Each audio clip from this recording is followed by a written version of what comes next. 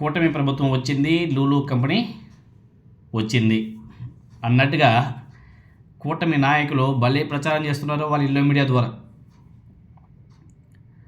లూలు సంస్థకి చంద్రబాబు నాయుడు గారు అప్పనంగా 2,000 కోట్ల స్థలం ఇచ్చాడు. 1 కోటి రూపాయలు కాదు, 2 కోట్ల రూపాయల స్థలం కాదు, అక్షరాల 2,000 కోట్ల రూపాయల స్థలం ఇచ్చేశాడు. స్థలం, జాగా. ఆ కంపెనీ మాల్, మల్టీప్లెక్స్, థియేటర్ కడుతుందంట ఆ ప్లేస్లో. ఎకరా 150 కోట్ల భూమిని 99 ఏళ్ల పాటు మొత్తం 13.43 ఎకరాలు నామమాత్రపు అద్దెతో కూటమి ప్రభుత్వం లూలు సంస్థకి ఇచ్చేసింది.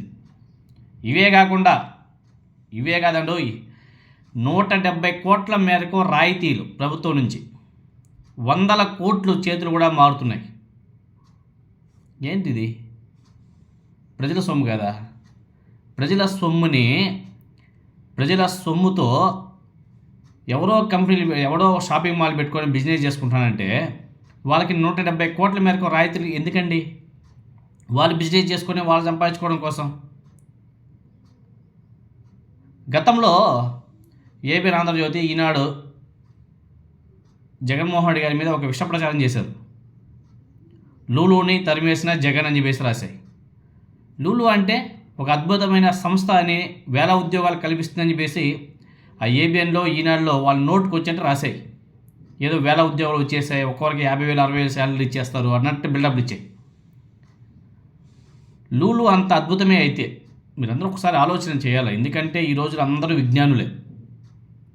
లూలు సంస్థ అంత అద్భుతమైతే హైదరాబాద్లో ఉంది కదా, హైదరాబాద్ లూలు సంస్థ, లూలు షాపింగ్ మాల్ ఉంది కదా, హైదరాబాద్లో ఉన్నటువంటి ఆ సంస్థలు ఎన్ని వేల మంది ఉద్యోగాలు పొందారో లెక్కలు చెప్తే చాలా బాగుండేది.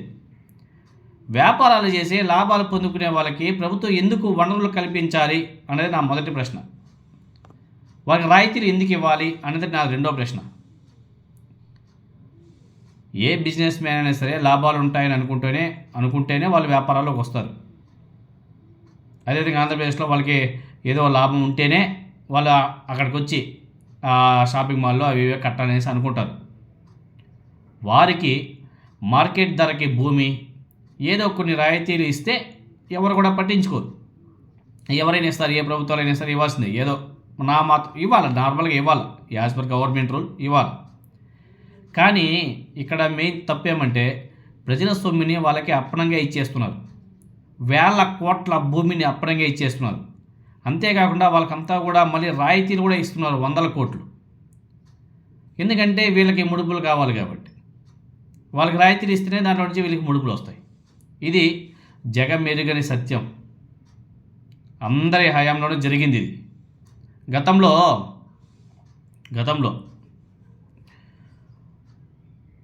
జగన్మోహన్ రెడ్డి గారు చేసిన, ఇప్పుడు చంద్రబాబు నాయుడు గారు చేసిన లక్ష్యం ప్రజా సంక్షేమం మాత్రం కాదు. అయితే జగన్మోహన్ రెడ్డి గారు చేస్తే ఇక్కడ మెయిన్ గుర్తుపెట్టుకోవాల్సింది 2 పాయింట్లు. మళ్ళీ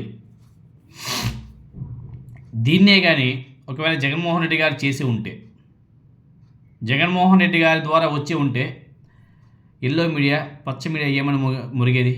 కుంభకోణం. జగన్మోహన్ రెడ్డి గారు చేస్తే కుంభకోణం, చంద్రబాబు నాయుడు గారు చేస్తే దృష్టికోణం, అంటే విజనరీ. ఇది ఎల్లో మీడియా రాసే కథలు. సరిపోని లూలు మాల్కి ఏ లెక్కన చూసినా వేల కోట్లు లబ్ధి చేకూరుతుంది. దీనికి గాను ఎకరాకి 50 లక్షలు అద్దె చెల్లిస్తారు. అంటే దాదాపు 6.50 కోట్లు. 10 ఏళ్లకు 10% పెంచుతారు. అద్దెలలో సంవత్సరానికి 10% పెంచుతారండి. కానీ ఇక్కడ 99 ఏళ్ళు వాళ్ళ చేతిలో ఉంటుంది. ఈ మొత్తం వ్యాపారంలో గట్టిగా ఒక 1000 మందికి కూలి దొరుకుతుంది అంతే. ఒక 1000 మందికి దొరుకుతుంది అంతే కదా. అవి ఉద్యోగాలు కాదండి, ఉద్యోగాలు అనడానికి వీల్లేదు. ఇప్పుడు షాపింగ్ మాల్లో పనిచేసే వాళ్ళంతా కూడా పర్మనెంట్ ఉద్యోగాలా? 10 రోజులు చేస్తారు, 10 రోజులు పోతారు. ఎవడ నెలల తరబడి ఎవడ పని చేయడు.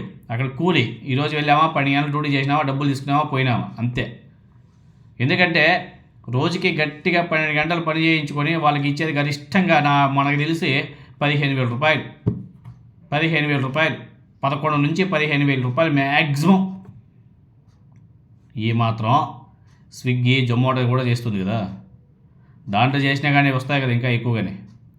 ఊబర్ నడిపినా వస్తుంది. నగరాల్లో ఈ ఆదాయాన్ని ఉపాధి అంటారేమో, ఉద్యోగం అనరు మనకు తెలిసి.